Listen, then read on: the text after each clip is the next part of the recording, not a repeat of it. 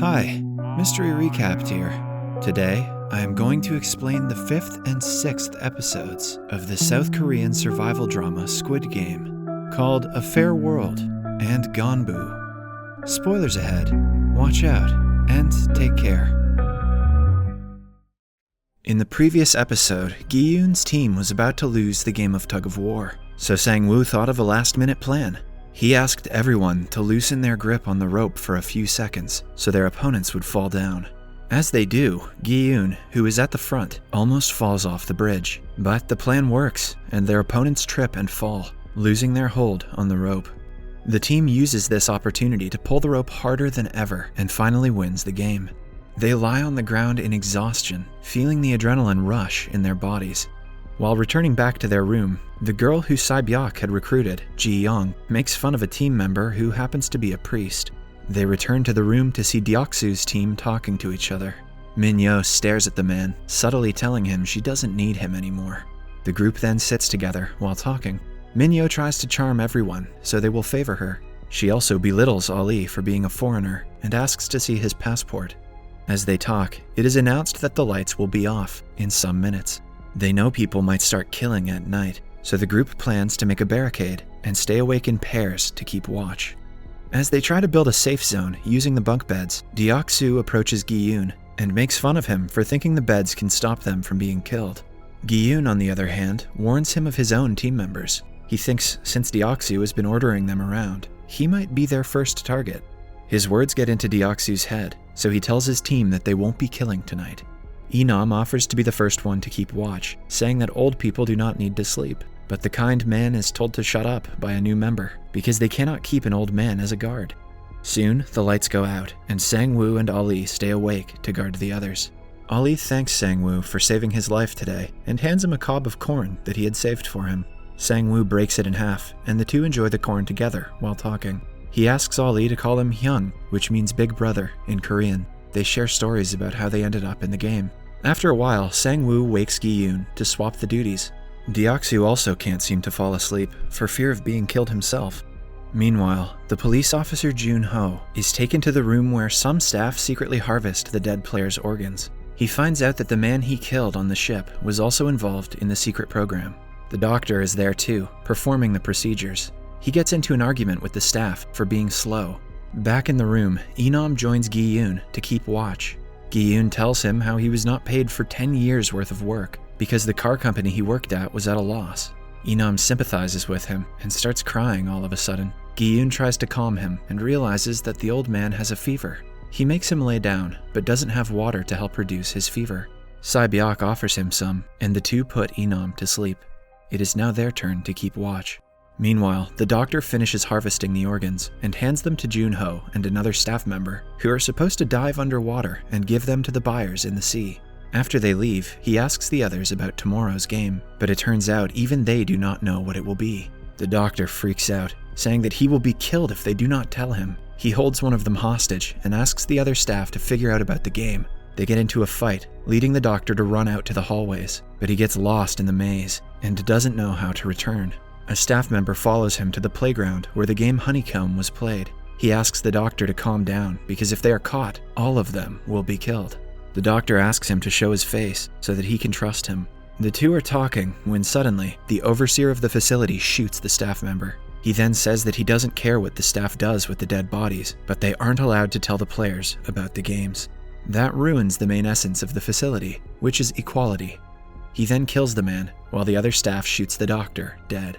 At the same time, Jun-ho and a staff member go down through an emergency exit, which the man claims are for the VIPs. Jun-ho vaguely asks him about the VIPs, but the man reveals no one knows who they are. He becomes suspicious of Jun-ho for inquiring so much, and asks him to open his mask. The man finds out Jun-ho is a different person, but before he can react, Jun-ho points his gun at him.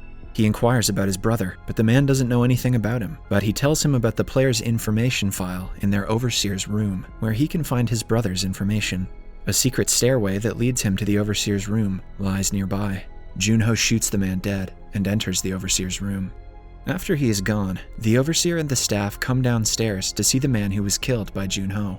The overseer digs the bullet out of his head and realizes it belongs to a policeman. The staff are ordered to find the man as soon as possible. An alarm begins blaring, waking the players up. They are quickly made to line up in the middle by the staff. Enam refuses to get up, and it turns out he had peed himself at night. Meanwhile, Junho is in the Overseer's room, where he finds the files of every single person who has ever participated in the game. He figures that the games have been played for many years now. The players are then made to stand in lines in the middle of the room. Gi-yoon helps Enam by tying his jacket around the old man's waist, so he won't be embarrassed. After that, the players are then taken outside, through the halls, where everyone is horrified to see the dead bodies of the doctor and the staff who helped him, hung from the ceiling. An announcement is made, saying that this will happen to anyone who breaks the rules for their own benefit. In the meantime, Junho is still in the Overseer's office, taking pictures of the documents he thinks are important. He is searching for his brother's file when he hears a phone ringing outside. The Overseer comes into the room and picks it up. He talks to a foreign man in English about a minor disturbance that happened between the staff, and assures the person on the other end everything will be good when the VIPs arrive. After the Overseer leaves, Junho picks up the phone and tries to call the number back, but to no avail. In the meantime, the players are taken to an empty white room where they will have to separate into groups of 2. Gi-yoon's team needs to separate as well. They look at each other in confusion. Min-yo tries to sweet-talk Gi-yoon to team up with her. When he doesn't speak, she makes her way to Sang-woo, who also declines her offer. Sang-woo asks Ali to be his teammate, and the two look at Gi-yoon to see if he objects. Gi-yoon asks them to go ahead and starts looking for a teammate himself. Enam makes his way towards him, but Gi-yoon knows he cannot win with an old man as his partner, so he apologizes to him. Enam simply gives him his jacket, saying that the others might look down upon him if he doesn't have one. Gi-yoon feels bad for the man, but goes looking for a member anyway. Sae-byeok and Ji-young join hands as well. A man asks Gi-yoon to be his teammate. He reveals that since the doctor is dead, it leaves an odd number of players, so the one with no partner will probably be killed. Gi-yoon looks at Enam, sitting alone in a corner, and feels awful for abandoning him, so he asks the old man to be his partner. In the end, the one person who doesn't have a partner is Min-yo. She makes a fuss about them not being able to win without her. As the players make their way to play the game, she is taken away by the guards. The players are then brought to a mock neighborhood with several houses and streets. Enam and Gi-yoon talk about the alleyways looking like their childhood homes, while Ali and Sang-woo promise each other that they will win the money together for their families. However, all of their plans fail when it is announced that the pairs will be going against each other. They are given 10 marbles each and told to play any game they want to with them. Most of them choose either a game where you should throw the marbles into a pit, or a game in which one guesses how many marbles the other person has. They are given 30 minutes to complete the game. Gi-yoon is shocked, but Enam seems to be looking at the marbles in fascination. He has completely forgotten what he was here for. As the game begins, everyone starts playing, but Enam goes around the blocks looking for his house.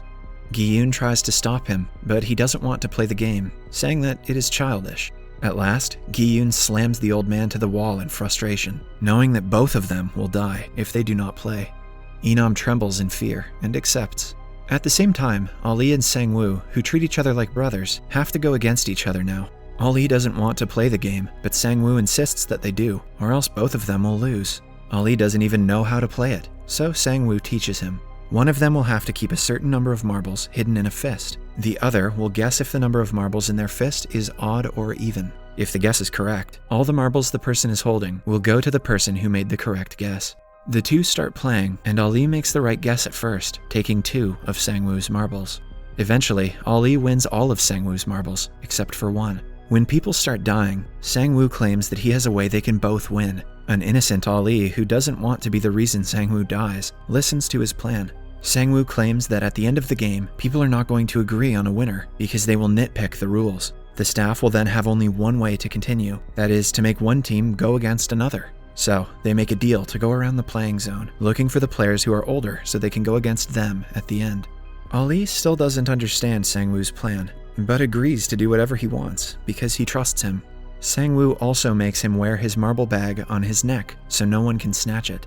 Meanwhile, Ji-young and Sae-byeok sit together, not knowing what to do. Sae-byeok, being from North Korea, doesn't know any marble games, so Ji-young offers to teach her. But both girls do not want to play for 30 minutes, so they decide to just talk for most of the time, and bet all of their marbles on one game at the end. Sae-byok, who normally doesn't like to speak much, reveals that her father died while trying to cross the border, and her mother was caught by the Chinese police and sent back to North Korea. She wants to buy a house and bring her mother back after she wins the money. Ji-young laughs, saying that she could do a lot more than that with the money. Sae-byok innocently claims she wants to visit Jeju Island, to which Ji-young offers to go together. They realize that it cannot happen because one of them will die today. Ji-young then reveals that she killed her abusive father and went to prison for it. She has no motive to live, even if she wins the money. In the meantime, Inam and Gi-yoon start the game, and Inam wins 5 of Gi-yoon's marbles in just the first round. As they go on, Gi-yoon is left with only 1 marble. He nervously guesses odd for the number of marbles inside Inam's fist, only to discover it is even. Gi-yoon loses the game. However, Inam forgets what Gi-yoon predicted, allowing him to change his answer. Starting that round, Gi-yoon uses Inam's dementia to win every round. At last, Inam only has 1 marble left, but he starts looking for his house again instead of playing. Similarly, Deoksu also wins the game against one of his minions when his marble accidentally knocks Deoksu's into the pit. Ji-young and Sae-byok decide to throw 1 marble at the wall, and the one who throws the closest will win. Sae-byok goes first and does pretty well, but when it is Ji-young's turn, she drops the marble on the ground lazily, making Sae-byok win. Sae-byok corners her and asks her to go again because it isn't fair. However, Ji-young claims that she has nothing to live for, unlike her. They say their last goodbyes before a staff member shoots Ji-young dead. DlE, on the other hand, goes looking for Sang-woo because only a few minutes of the game are left, but when he checks his bag of marbles, he realizes that his brother-like friend has betrayed him. Sang-woo has exchanged DlE's marbles with pebbles. DlE sheds one last tear, still in disbelief, before a guard shoots him dead. Now, only Inam and Gi-yoon are left. They have to play one last game for Gi-yoon to win, but Inam suggests they bet all of their marbles on one last round. Gi-yoon is enraged, claiming that this isn't fair. To Gi-yoon's surprise, Inam reveals that he knows Gi-yoon has been cheating him. The old man had faked having dementia to make Gi-yoon win. At last, Inam happily hands his last marble to Gi-yoon and thanks him for playing with him. Gi-yoon hugs his friend for the last time and walks out of the house, sobbing. The episode ends as a gunshot startles him, indicating that Inam has been killed. Subscribe for more videos like this, turn on notifications, and leave a like to help the channel out. Thank you for watching.